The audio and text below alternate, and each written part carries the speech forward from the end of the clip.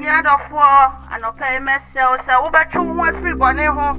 na won kwan na aware wasasi so amen twasem ne kire ya se yo ya bone no bone di na chi yo ya papa so papa di na chi fu take mu a wo be fa me side check na me say e kan sa kokko nche mu ma to yame yes shilawo no wani ate enu ye nyina kwan omamo na adai no si aso dan yen ade ne ben mu a muhu di se firi mu nchenko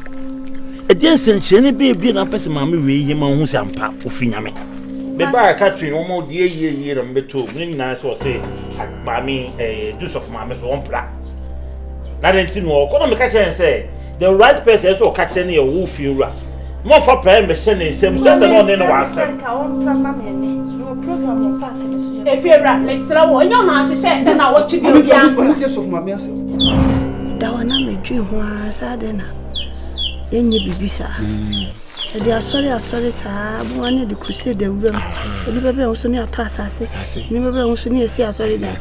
bu wana family na ma preach